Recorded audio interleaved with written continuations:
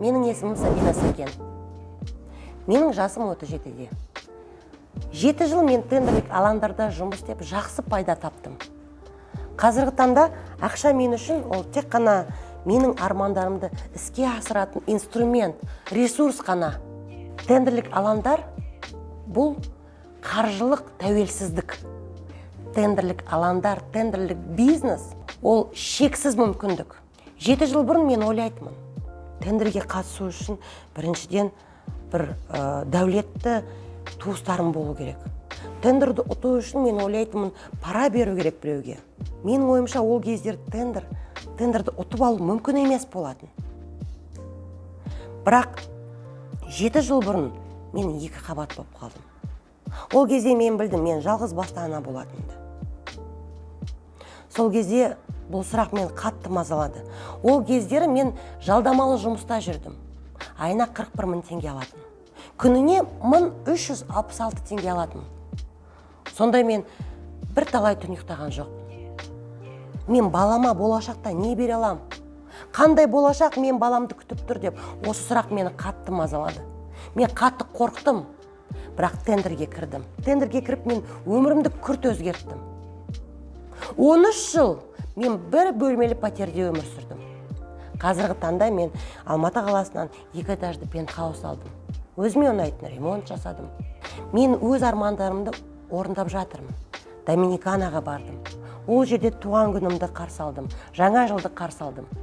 Менің арманым болатын. Қыста емес, қарсыз туған күнімді тойласам екен деген. Тендер бұл шексіз мүмкіндік. Тендердің артықшылығы неде? Тендерде заказчик төлем қабілеттілігі 100%. Бұл жерде үлкен бюджеттер бар. Тендерде шексіз мүмкіндік бар. Әр адамның тендерден пайда табуға мүмкіндігі бар. Тендерде жас шектеуі жоқ. Тендерде гендерлік шектеуі жоқ.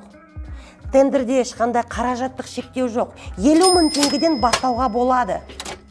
Тендерді заң аясында кез келген адам пайда табалады. Тендерге кіру үшін ең бастысы білім қажет. Егер де тендерге білімсіз кірсеңіз, онда көп қателік жіберуіңіз мүмкін. Реестр недобросовестных поставщиковқа кіруіңіз мүмкін. Болмаса минусқа кіруіңіз мүмкін. Тендерде сатып алу методтары көп. Запрос ценовых предложений. Конкурстың түрі бар, аукцион, тендер. Оның барлығын заңның ережесін білу керек. Сенде қазір 2 жол бар. Бірінші жол – ол ештеңке жасамау. Өміріңді өзгертпеу. Ешқандай қадам жасамау. Солай қорқып отыра беру. Онда армандарым орындалмайды деп айтпа. Онда өмірге ренжіме. Онда бала шағаңа ештеңке алып бере алмасан, оған да ренжіме. Бұл тек қана сенің шешімің. Және де сен 2-ші жол бар. Бұл курсты сатып алып өміріңді өзгерту. Менің курсымның бағасы 200 мың теңге тұрады. Кем дегенде. 200 мың теңге дегеніміз 2 ай тегін консультация болады. 200 мың теңгені 60-қа бөлсек 60 күнге бұл 3333 теңге. Сенің ойынша қалай? 3333 теңге. Өмірді өзгерту үшін, мүмкіндік алу үшін көп пе? Егер де сен курс алып, нәтижеге жетпесең, мен толық қаражатты қайтарамын. Менің ойымша бұл өте әділ. Егер де нәтижеге жетпесең, қаражат қайтады. Бұл керемет мүмкіндік. Сен үшін бұл керемет мүмкіндік. Енді көбісі сұрайды, сіз не үшін оқытасыз? Мен шындықты айтатын адамым. Мен пайда табам. Мен инвестициядан пайда табам. Себебі мен тек қана оқытып қана қоймаймын. Мен оқытамын. Білім алған тендершіктерге мен инвестиция құямын. Осы инвестициядан мен пайда табам. Және де мен инвестиция беріп қана қоймаймын.